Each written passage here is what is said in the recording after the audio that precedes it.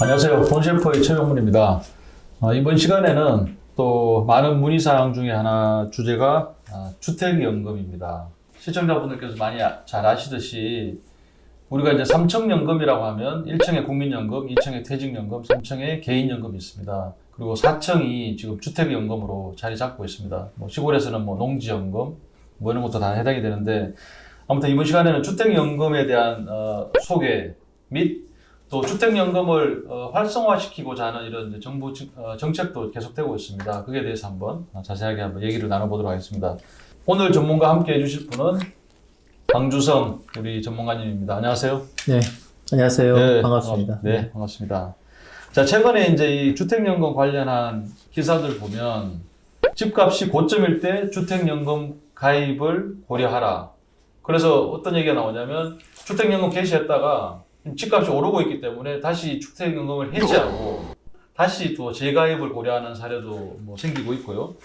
또 주택연금에 또 이제 이런 질문도 있습니다. 주택연금 가입하면 집을 날리는 거 아니냐 이렇게 문의하는 사람도 있고 또 물가 상승률을 고려하면 주택연금 수령액이 너무 작은 거 아니냐. 그 다음에 해지했을 때 그럼 어떤 손해가 있을 수가 있으니 진짜 뭐 어떤 거는 조심해야 된다.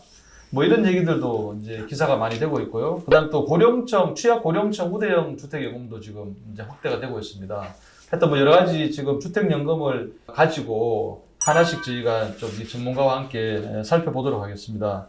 자, 우리 강주성 전문가님, 제가 이제 먼저 정부의 주택연금 활성화 방안 가지고 제가 혹시 변경되고 있는 부분에 대해서 하나씩 질문을 드릴게요. 네네. 가입 연령 변경이 어떻게 됩니까? 네, 기존에는 이제 만 60세 이상이었는데요. 지금 최근에 이제 55세로 더 내려갔습니다. 그래서 부부 중 연장자 기준으로 55세로 되어 있습니다. 요즘 보니까 이제 뭐 파이어족 그래가지고 빨리 은퇴를 원하는 사람도 있고 한데 주택연금 가입 연령 자체를 5살이라고 낮춰줬네요. 네, 맞습니다. 보통 요즘 퇴직을 이제 뭐 55세 전후로 하는 경우가 굉장히 많이 있다 보니까 그렇죠. 네, 부족한 연금 또는 이제 국민연금이 개시되는 시점과의 어떤 그런 차이가 있다 보니까 이런 주택연금도 좀 밑으로 내려서 55세로 바꾼 것 같습니다. 주택연금이 여기서 갑자기 이제 궁금한 질문. 주택연금이 우리나라에는 언제 도입이 됐어요? 주택연금은 대한민국은 2007년에 도입이 됐고요. 네. 2008년부터 가입자를 이제 모았습니다.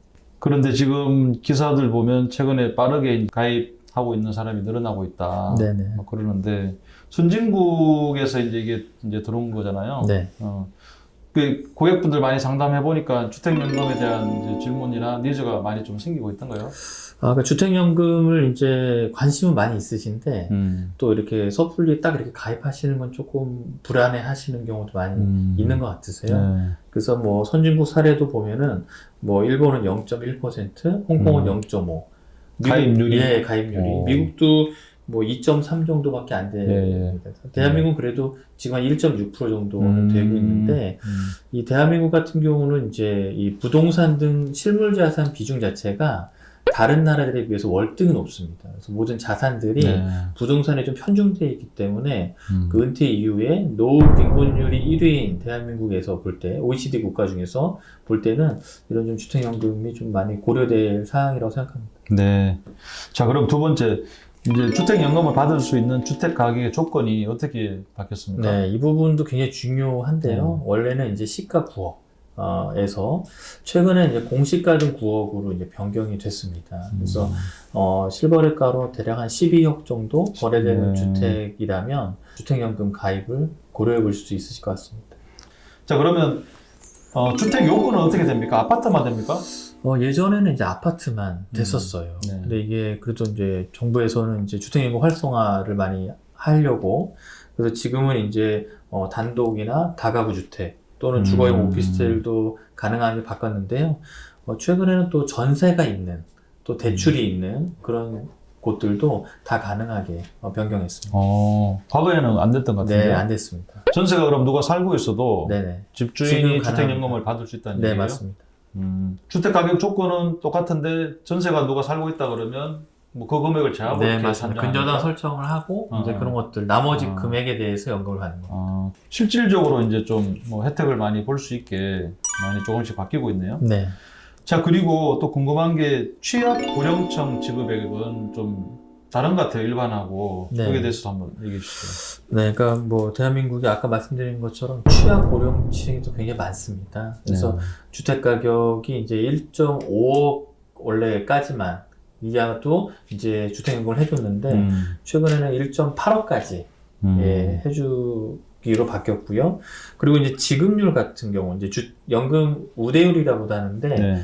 이 우대율도 최근에 25%로 상향 조정해서 취약계층에는 조금 더 많이 연금을 드리는 예, 그런 제도로 변경이 됐습니다. 우리가 보통 건보료나 국민연금이 이제 사회보장제도인데 네. 그런 사회보장제도에는 이제 소득 재배분 기능이 있거든요. 아, 네. 근데 주택연금은 그동안은 이제 그런 개념이 도입이 거의 되지 않았었는데 지금은 약간 이제 정부에서 그런 부분을 좀 감안을 해주고 있는 것 같습니다. 그 다음에 이제 질문들도 많이 하시는 게, 뭐, 여러 연금들이 있는데, 받다가 한쪽 배우자가 이제 사망하면, 어떻게 되느냐. 연금 승계에 대해서 한번 얘기해 주시죠. 그동안은 이제 그 남아있는 배우자와 가족들의 동의를 얻어서만, 상속인들. 예, 상속인들의 동의를 얻어서만 이제 이거를 주택연금을 연장할 수 있었거든요. 근데 이 부분이 최근에 신탁 방식 주택연금이라고 이제 도입이 되면서 자녀들의 동의 없이도 예, 그 남은 배우자의 상속인의 동의만 있으면 연결해서 연금을 종신으로 받을 수 있게 변경이 됐습니다. 이거는 잘 된 것 예, 같은데. 굉장히 잘 된 거죠. 예. 사실은 이게 주택연금 받으려고 하는 그게 가장 큰 어떻게 보면 장애물? 이제 그게 자녀였거든요. 네, 그죠? 맞습니다. 네. 자녀들이 이제 어차피 돌아가시면 상속 받을 건데 왜 상속 받을 내 재산을 네. 주택연금으로 저렇게 받으시지? 이런 참 이렇게 그런 상황이 생길 수도 있는데 배우자한테 자동으로 승계된다는 거는 굉장히 잘 된 것 같습니다. 네. 자, 그리고 유휴주택 활용 부분도 있는데 뭐 어떤 얘기입니까? 네, 그러니까 만약에 이제 주택연금을 하고 있는데 방이 남은 거예요. 네. 예, 방이 남은 경우에는 이거를 이제 청년이나 신혼부부 등에게 임대를 해줄 수 있는 이제 그렇게 뭔가 요즘에 보면은 이제 집들을 이렇게 이런 경우들을 많이 이용해서 하거든요. 네. 그래서 그런 사이트들도 많이 발달되어 있기 때문에 그렇게도 이제 임대주택 활용할 수 있게도 해주고 있습니다. 자, 그리고 2월부터인가 이제 주택연금 신규 신청자한테 월 지급금이 조금 오른 것 같아요. 평균 한 몇 프로 정도 오른 셈입니까? 네, 그래서 주택연금 이제 신청자들에게 평균적으로 보면 한 0.7% 정도 오른 금액으로 이제 지급을 하고 있습니다. 네. 주택연금 이제 활성화 방안에 대해서 이제 먼저 한번 좀 전체적으로 한번 짚어봤고, 하나씩 그럼 주택연금이 뭐 어떤 건지, 그리고 주택연금 가입 요건 뭐 등에 대해서 하나씩 한번 짚어보도록 하겠습니다. 그 주택연금 요 이제 로직에 대해서 먼저 좀 한번 얘기해 주시죠. 네. 그러니까 보통 이제 주택연금은 집을 소유하고는 있지만 네. 소득이 부족해서 생활이 어려우다고 생각하시는 분들에게 네. 평생 또는 일정 기간 동안 안정적인 수입을 얻을 수 있도록 집을 담보로 맡기고 그 집에서 거주하면서 국가가 매달 보증하는 연금을 받는 이제 제도인데요. 이것은 이제 은행에 이제 신청을 하게 됩니다. 그래서 가입자가 은행에 신청을 하면 이제 한국주택금융공사에서 이제 보증심사를 네. 하게 되고요. 그리고 금융기관에 다시 이제 보증서를 발급하고 은행에서 다시 이제 가입자에게 대출을 실행해주는 네. 그런 제도로 되어 있습니다. 그러니까 자기 집에 살면서 그동안 평생을 살았을 거잖아요. 네, 맞습니다. 살면서 이제 마지막에 노후 생활비가 부족하니까 주택연금을 받는 건데 집을 떠나는 건 아니다. 네, 이런 말씀이죠. 맞습니다. 그걸 이제 질문하는 분도 있더라고요. 네, 그러니까 아까도 이제 그런 말씀 주셨었는데 그 이제 집을 줄여서 우리가 보통 뭐 40평대 살고 있으면 20평대를 줄여서 나머지 돈으로 노후 생활을 할 수도 있지만 실질적으로 그렇게 평수를 줄이는 것도 이 다운사이징 하는 것도 쉽지가 않고요. 또 여태까지 살아온 그런 커뮤니티도 있잖아요. 네. 또 주변에 뭐 눈들도 있고 시선도 있기 때문에 그냥 그 집에 계속 살기를 또 원하시는 경우도 많이 있으시더라고요. 그래서 그런 분들에게는 또 굉장히 적절하지 않나 네. 그렇게 생각합니다. 근데 이제 시가 아까 거기 공시지가 9억을 초과하는 집은 대상이 안 돼 버리니까 네네. 나이는 다 되고 한다 치더라도 안 되는 경우는 그거는 어쩔 수 없는 거죠. 네, 그런 경우는 좀 줄여서 어쩔 네. 수 없이 좀 하셔야겠죠. 그 맞게 네네, 맞춰야 맞습니다. 된다. 네. 자, 그리고 주택연금 그러면 가입 요건에 대해서 한번 얘기해 주시죠. 네, 아까 이제 서두에도 뭐 이제 60세에서 55세로 바뀌었다고 말씀드렸는데요. 부부 중 한 명이라도 만 55세 이상이 되면 됩니다. 부부 중 한 명이라도. 네네. 그게 가장 첫 번째고요. 그 다음에 두 번째는 부부 중에 한 명이라도 대한민국 국민이면 돼요. 네, 이게 뭐 시민권을 갖고 계신 분도 뭐 있고 하시기 때문에. 네. 근데 두 분 중에 한 명은 대한민국 국민이어야 하고요. 그 다음에 세 번째는 부부 기준 주택 공시가격 합의 9억 원 이하. 그러니까 이게 예전에 시가였다가 공시가 등으로 바뀌어서 실거래가로 대략 한 12억 정도 되는 주택인 경우에 가능하고요. 그리고 예전에는 1가구 1주택자만 됐었어요. 네. 근데 지금은 그렇지는 않은데 이게 모든 주택을 다 합해서 9억이 넘지 않으면 돼요. 부부의 예, 합산이 맞습니다. 모두. 예. 근데 이제 또 뭐가 있냐면 9억을 초과할 때도 있잖아요. 그래서 네. 그때는 3년 내에 주택을 처분해서 9억 이하로 맞추면 됩니다. 안 되는 건 아니네요. 네, 초과돼도 하게는 해주는데 맞습니다. 3년 3년 내에 이내에는 이제 맞추면 그거를 된다. 낮춰서 맞춰야 됩니다. 팔아서라도.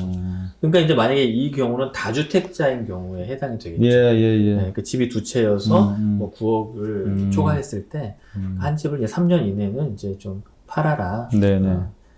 그렇게 보시면 되실 것 같습니다. 자, 그러면 제가 이제 몇 가지 또 질문을 좀 추가적으로 던져볼게요. 이게 이제 기사에도 가장 이제 많이 그 언급하는 것 중에 자, 주택연금 가입하면 집을 날린다고 생각하는 사람이 있는데 어떻게 보세요? 그러니까 이제 보통 주택연금 수령이 종료가 되면 네. 집이 처분되는 경우가 있지만 그렇지 않은 경우도 있습니다. 네. 그러니까 만약에 이제 내가 총 받은 연금이 이 주택 가격보다 훨씬 많았다. 그러면 많이 연금 받은 거잖아요. 네. 네, 그렇다고 해서 국가가 너 더 받았으니까 더 달라 이렇게 이야기하지 않거든요. 근데 이제 문제는 뭐냐면 이제 뭐 내가 연금을 주택 가격이 예를 들어 5억인데 연금을 받은 게 2억밖에 안 돼요. 그러면은 날리는 거 아니냐. 근데 그 나머지 3억을 상속인에게 돌려줍니다. 그리고 또 하나는 뭐냐면 그 시점에 주택 평가액으로 평가해서 돌려주거든요. 네, 그래서 그런 부분들이 있기 때문에 이걸 뭐 날린다 뭐 이렇게 생각하실 필요는 없으실 것 같습니다. 하여튼 연금 수령이 확정 기간에 받고 종료가 되면 그동안 받은 연금액하고 뭐 이자하고 계산하고 네네. 그때 이제 집값 가치가 변하겠죠. 네네, 맞습니다. 그걸 계산해서 남아 있느냐 부족하냐 네, 뭐 그런 맞습니다. 거네요. 집값이 높을 때 받는 게 유리합니까? 뭐 상관없습니까? 아무래도 이제 우리가 주택연금은 연금을 개시하는 시점에 그런 가입자 연령 또는 주택의 가격 네. 이걸에 따라서 연금액이 정해지기 때문에 주택 가격이 높은 게 더 유리하죠. 그게 더 유리합니다. 그래서 이제 해지도 뭐 늘어나고 있다 이렇게 기사를 저도 봤습니다. 최근에 집값이 워낙 올라가지고 내가 주택연금을 신청할 때 가격보다 주택이 2배 이상 이렇게 뛴 경우도 있고 뭐 이러다 보니까 이 뭐 기준 자체가 연금액이 2배가 차이 나는 경우도 생겨버리니까 네. 당연히 가입자 입장에서는 이제 그런 생각을 할 수도 있을 것 같습니다. 자, 그러면 또 한 가지 더 질문. 주택연금이 어떻게 보면 대출 상품이라고 할 수 있잖아요. 네, 맞습니다. 주택담보대출하고 주택연금하고 뭐 어떤 차이가 있을까요? 이거 비교 설명해주면 좀 시청자들 이해하시는데 좀 도움이 될 것 같아요. 네. 주택담보대출은 집을 담보로 대출을 받는 거잖아요. 목돈을 받는 목돈을 거죠. 예. 이제 받는 건데 주택연금은 매월 빌리는 방식이에요.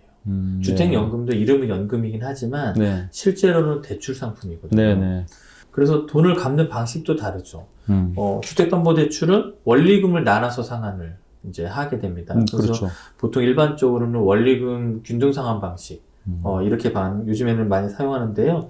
근데 주택연금은 지급이 종료될 때 연금을 다 받았을 때 아니면 사망했을 때 그때 이제 일시에 갚는 이제 이런 형식으로 다릅니다. 형태가. 예. 지급 그 정해진 연금액을 받다가 이제 나중에 지급이 종료될 시점에 이제 정산하는 셈이죠. 네, 맞습니다. 예. 후정산하는 거죠. 네, 네. 좋습니다. 장단점에 대해서 먼저 한번 짚어보고 가겠습니다. 장점들 먼저 한번 얘기해 주시죠. 네, 주택연금 장점은 가장 중요한 건 안정적인 노후 생활이 가능하다는 거죠. 주거하던 곳에 계속 주거하면서 거주하면서 이제 그 집에서 살면서 안정적인 노후 생활이 가능하다. 그리고 연금 수령액의 변동 없이 이제 안정적인 노후가 가능한 거고요. 그다음 두 번째는 이제 국가가 지급을 보장하는 제도입니다. 네. 주택연금은. 그 다음에 상속의 부담이 없다라는 거죠. 이거는 아까도 이제 제가 설명드렸지만, 뭐, 내가 만약에 집에 대해서, 우리 집이 내가 받는 연금액보다 훨씬 더 비쌀 때, 결국 그 받은 연금액, 집값에서 받은 연금액을 빼고, 이제 가족들에게 상속이 된다든가, 아니면 내가 뭐 집값이 뭐 3억인데 받은 연금액이 6억이어도, 국가가 뭐 더 내라고 이야기를 하지 않습니다.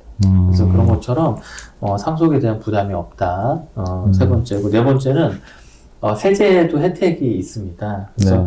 이게 이제 주택연금 가입할 때 근저당을 이제 설정을 하게 되는데 이때 등록 면허세가 감면을 받을 수 있고요. 그리고 1인 1주택자에 한해서 가입주택이 5억 원 이하일 때 공시가 기준입니다. 네. 재산세 25%를 감면받을 수 있다. 그리고 연금 소득이 있는 거주자인 경우에는 연간 200만 원 한도로 대출이자 비용에 대해 소득공제도 받을 수 있다라는 겁니다. 그 연금소득은 어떤 걸 얘기하는 거죠? 국민연금 같은 경우는 2000년 이후에 네. 이제 국민연금 가입하신 분이나 아니면 이제 그 일반적으로 세제 적정연금에 가입하셔서 연금 소득이 받고 계신 분들, 네. 그런 분들은 이제 다 같이 이야기합니다. 자, 장점들이 이제 많이 있습니다. 주택연금이 정말 노후 생활에 큰 든든한 그런 역할을 할 수가 있는 거죠. 자, 반면에 주택연금 또 단점이라기보다도 주의해야 될 점. 주택연금은 내가 신청을 하지만 이런 점은 진짜 주의해야 된다. 반드시 알고 있어야지 피해를 보지 않는 그런 부분에 대해서 좀 말씀을 해주시죠. 네. 뭐, 장점이 있으면 항상 단점이 있으니까. 네. 근데 주택연금 첫 번째는 이제 주택연금 수령액이, 네. 우리가 이제 공시지가로 계산을 하지 않습니까? 네. 그러다 보니까 예상보다 좀 적을 수 있다. 네. 그런 부분들이 이제 좀 아쉬움이 있다라고 많이들 말씀하시고요. 그 다음에 두 번째는 주택가격 변동이 반영되지 않습니다.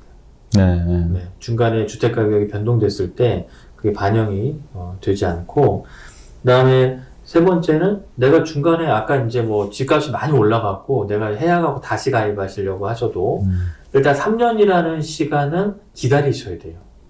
3년 이내에 재가입이 안 되시거든요. 그래서 그 부분도 좀 어떻게 보면 단점이라면 단점이다. 그리고 이게 주택연금을 가입하실 때 초기 보증료가 있습니다. 예, 그래서 집값의 1.5%를 한 번 지불을 하는데요.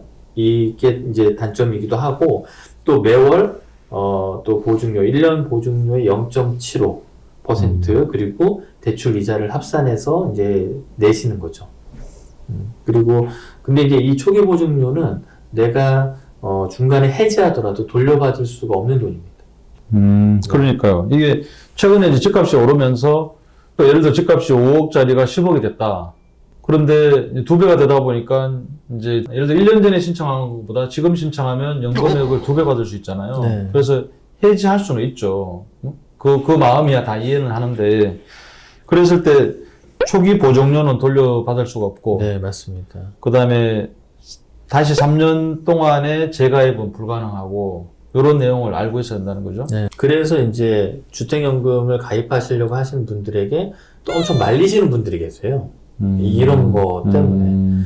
그래서 또 한편으로는 많은 분들도 연금 가입하러 가셨다가 요 얘기를 딱 들으시고 발길을 돌리시는 분들도 많이 계세요. 생각보다. 네. 이제 단점은 사실은 뭐 잘 부각이 안 돼서 잘 모르다가 이제 직접 또 이제 사인하려고 가면 또 이런 것까지 다 이제 인지를 하다 보면 그렇게 할 수가 있겠죠. 네, 그리고 추가로 좀 말씀을 좀 더 드리면 재산세도 냅니다. 네. 네, 그리고 지금의 은퇴하시는 분들이 가장 관심이 많은 건강보험료에도 합산됩니다. 네, 자산으로 계속 이제, 카운트를 한다. 합산이 되고 이게 왜냐면 대출이니까. 맞습니다. 소유는 아직 내 소유로 돼 네, 있는 맞습니다. 거고 대출이니까 정산을- 책을 낼 건 다 낸다는 네, 거죠. 정산을 뒤에 하기 때문에 그 전에는 이제 다 이제 재산세와 건보료에 합산이 되고 또 참고하실 게 뭐가 있냐면 최근에 일기 신도시를 기점으로 이제 또 많이 또 재개발이나 재건축 관련된 이슈가 많이 있잖아요. 네. 리모델링 건이. 근데 이제 보통 그런 것들을 할 때도 가능은 합니다. 재개발을 하거나 재건축을 하거나 리모델링을 할 때 그전에도 주택연금 가입할 수가 있어요. 근데 문제가 뭐냐면 결국 나중에 건물을 새로 지을 때, 아파트를 새로 올릴 때 잠깐 이주를 했다가 와야 되잖아요. 그렇죠. 근데 그럴 때는 보통 어떻게 하냐면 건설사에서 그 조합원에게 이주비 대출을 받아서 그렇죠. 해주거든요. 네. 근데 그게 안 돼요. 이주비 대출이 안 되거든요. 그러니까 이 주택연금을 하고 계신 분들은 추가 대출이 안 된다는 얘기죠. 그래서 만약에 내가 지금 우리 한 3년 이내에 이거 재건축 할 거다 아파트가 그러면 조금 더 고민하실 게 많아지신 거죠. 네, 그래서 이런 것들은 잘 말씀을 안 해주신 부분이니까 참고하시면 좋을 것 같습니다. 그렇군요. 저희 아파트를 얘기하시는 거군요. 네. 그리고 여기 이제 또 눈에 띄는 게 임대 불가. 아까 네. 이제 주택연금 받기 전에 전세로 주거나 이렇게 하는 경우는 가능한데 네. 주택연금이 이미 개시가 됐어. 네. 그 상태에서 임대 주는 거는 불가하다는 네, 거죠. 맞습니다. 이 부분도 사실은 좀 주의해야 되겠네요. 자, 그러면 이제 장단점은 알아봤고요. 주택연금 이제 종류에 대해서 한번 말씀해 주시죠. 원래는 이제 하나의 상품만 있었죠. 네. 주택연금. 근데 이제 다양한 많은 분들의 요청도 있었고, 또 주택연금을 활성화하려고 하다 보니까, 네. 다양한 이제 옵션을 이제 가져가게 됐거든요. 그래서 보통 일반 주택연금하고 내 집 연금 3종 세트, 이렇게 이제 두 가지로 나눠서 주택연금 종류가 있는데요. 네. 일반 주택연금은 말씀드린 대로 네. 1주택자 또는 공시가격 등이 이제 합산가격 9억 이하 다주택자 가능하고요. 그리고 종신 지급을 한다든가 아니면 앞에 조금 더 많이 준다든가 네. 점점 더 많이 받는 증액으로 받는다든가 네. 이런 형태로 받으실 수가 있고요. 그리고 이제 노후생활비 용도로 이제 이런 것들을 쓰셔야 되는 거죠. 네. 예, 그렇게 돼 있고, 또 연금 지급 한도의 50% 이내 수시 인출이 가능하다. 이런 내용들도 요즘에 유연성이 많이 생겨 있습니다. 그리고 보증료 같은 경우도 아까 말씀드린 대로 이제 처음에 1.5%를, 주택가격이 1.5%를 떼고, 네. 연 0.75% 정도를 합니다. 그래서 우리가 보통 이제, 만약 담보대출 이율이 2.7%라고 이제 가정을 한다면, 1년에 0.7이잖아요. 그래서 네. 1년에 3.45%의 이제 대출 이자를 비용을 지불하는 네. 이런 구조로 되어 있습니다. 연금 지급에서 차감하고 네, 맞습니다. 지급하는 거죠. 예. 그래서 거기서 빼고 이제 네. 주는 거죠. 그리고 이제 주택연금과 주택담보대출은행이 동일한 경우에 주택 상환 금액에 대해 중도 상환 수수료가 면제된다. 이런 것들이 이제 일반 주택연금 관련해서 이제 특징이 있고요.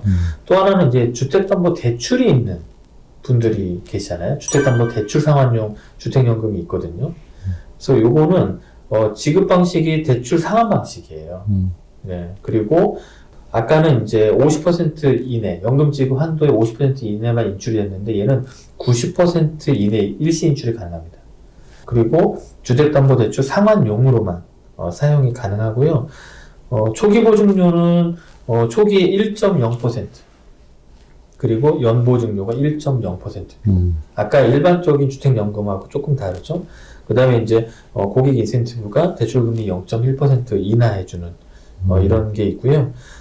그 다음에 인출한도 전액 사용 시 가입이 가능한 SGI 연계 신용상품이라고 해서 전액 사용 시 가입이 가능하다. 이렇게 되어 있습니다. 그리고 이제 내 집 연금 3종세트 중에 두 번째는 우대형 주택연금이에요. 네. 그래서 아까도 뭐 말씀 주셨었는데, 부부 중 한 명이 기초연금 수급자나 1주택자인 경우에 1억 5천만 원까지 됐다가 최근에 1억 8천만 원으로 이제 바뀐 거죠. 네네네. 예, 그리고 이제 우대 지급, 우대 혼합 방식. 그러니까 지금 말씀드린 대로 아까도 말씀드렸지만 25%까지 우대를 이제 해주는 거죠. 그리고 주택담보대출 상환용 주택연금하고 우대형 주택연금은 정액형만 가능합니다. 같은 금액을 받는 금액, 그 연금만 가능하다. 그리고 연금 지급 한도의 45% 이내에서 수시 인출이 가능하고 대부분 노생활비 용도로 쓴다.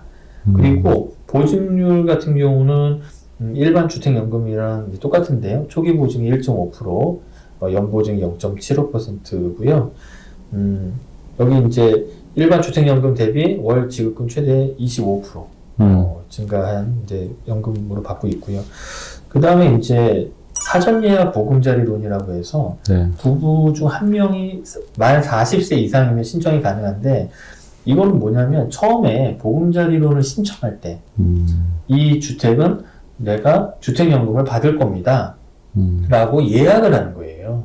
예, 그러면 이제 주택연금으로 전환할 때 우대금리 누적액을 전환 장려금으로 일시에 지급을 하는 이제 그런 혜택이 있습니다. 자, 여기 이제 3종 세트 중에 조금 이제 주목해야 될 거는 기존에 이제 주택담보대출을 갖고 있는 분들도 꽤 있을 거란 말이에요. 네네, 맞습니다. 그러면 여기에 이제 그 기존 담보대출은 상환하고 네. 상환하고 이제 남은 금액에 대해서 이제 네, 연금을 받는 거죠. 네네. 이것도 이제 가능하게 해놓은 네, 거네요. 맞습니다. 그러니까 이게 이제 신청자가 늘어나면서 그분들 상황에 맞게 이제 조금씩 그 주택연금이 좀 개선돼 가는 그런 상황 같습니다. 네. 좋습니다. 그 다음에 자, 주택연금 그래서 이제 신규 신청자들 지금 이제 2월인데요. 2월 1일부터 주택연금 신규 신청자 월 지급 금액이 평균 한 뭐 0.7% 정도 소폭 상승한다. 요런 지금 내용이 나간 건데 보통 그 주택연금을 이렇게 희망하는 분들 보면 연령대하고 금액대가 어느 금액대가 제일 많은 것 같아요? 지금 이제 보통 평균으로 한 72세가 이제 가입자 평균이고요. 그 다음에 월 수령액이 107만 원. 그 평균 주택 가격이 3억 2,400만 원으로 이제 나와 있거든요. 그래서 그 부분들이 가장 이제 평균적으로 연금을 신청하시고 받으시는 이제 그런 내용으로 말씀드릴 수 있을 것 같습니다. 방금 말씀하신 그 평균 주택 가격하고 연령하고 보니까 75세가 3억 받으면 113만 5천 원이고 네, 113만 5천 원. 조정 이제 0.7% 조정되면 114만 원이에요. 네네, 맞습니다. 한 이 정도 때가 지금 제일 많이 신청들 평균으로 지금 하고 있다 이런 얘기네요. 앞으로 이제 우리나라가 전체적으로 그러면 정리하는 좀 말씀을 좀 해주세요. 이게 3층연금에 이제 4층연금이 있다라고 하면 주택연금이 그걸 역할을 이제 해야 될 텐데 노후 준비하는 데 있어가지고 이 주택연금의 역할 어떻게 전체적으로 좀 보실 수 있겠습니까? 그러니까 주택연금 역할을 말씀드리기 전에 한 가지 팁만 제가 드리고 최근에 이제 생긴 거에 대해서 팁만 드리고 말씀을 좀 드리도록 할게요. 이 주택연금을 받으시는 분들은 전용계좌라는 걸 신청을 하실 수가 있어요. 근데 이거 왜 중요하냐면 우리가 이제 보통 최저생계비를 한 185만 원 정도로 잡았을 때 압류나 이런 것들로부터 보호할 수 있습니다. 그러니까 만약에 내 주택연금을 받는데 압류가 들어온 거예요. 그 연금액을 못 받잖아요. 그래서 이 주택연금 전용 계좌를 만들어서 그쪽으로 연금을 받으면 월 185만 원까지는 압류에서도 보호가 된다. 그 부분을 최근에 이제 이것이 생겼기 때문에 말씀을 추가로 드리고요. 이제 말씀 주신 대로 대한민국은 이제 특히 노후 쪽 관련해서는 이제 다른 어떤 나라들보다 고령화 속도도 빠르고 고령화율도 높고 그리고 노후 빈곤율도 굉장히 높습니다. 그리고 국민연금이라고 하는 것도 그동안은 많이 정립이 되어 있던 상황. 그리고 이제 막 개시가 되고 있고 지금도 올해가 만 15세에서 만 64세의 생산 가능 인구가 최정점에 달한 게 2022년이거든요. 네네. 그럼 앞으로 이제 그분들도 좀 줄어들게 되겠죠. 그렇게 봤을 때는 결국에는 이 노후 준비를 어떻게 하느냐에 따라서 굉장히 중요한 이제 노후 생활 만족도나 건강 관련해서 또 이 건강이라고 하는 건 이제 우울증이나 이런 것들로부터 예방할 수 있는 것들도 있거든요. 네. 그래서 국민연금도 좋고 다 좋은데 지금부터 잘 준비하는 것이 참 중요하고 네. 연금을 잘 준비하는 거 중요하고 내가 벌 때 100만 원보다는 벌지 않을 때 10,000원이 훨씬 소중하다. 네, 어르신들은 항상 그런 말씀 하시거든요. 내가 하나도 못 벌 때 10,000원이 더 소중하다. 그래서 이 주택연금 받는 것이 그만큼 소중하고 네. 이런 것들을 그래도 있는 제도 안에서 잘 활용하는 것이 참 중요한 것 같습니다. 예, 좋은 말씀 감사합니다. 자, 지금까지 주택연금에 대해서 이제 전체적으로 한번 알아봤고요. 또 정말 이게 주택연금이 진짜 노후 생활을 위한 최후의 보루다. 이런 생각을 저도 이제 하게 됩니다. 그래서 노후 생활비가 부족할 때 나를 지켜줄 수 있는 이제 고령화가 되면서 뭐 치매 간병 상태가 될 수도 있고 하여튼 그게 수입이 있어야 되잖아요. 그리고 자녀하고 어떤 뭐 단절이 생길 수도 있고 여러 가지 이유로 그랬을 때 나를 지켜줄 수 있는 마지막 부부를 지켜줄 수 있는 마지막 최후의 보루가 주택연금이 아닐까 이렇게 생각을 해봅니다. 자, 지금까지 수고해주신 강주성 우리 전문가님 감사합니다. 네. 네, 감사합니다.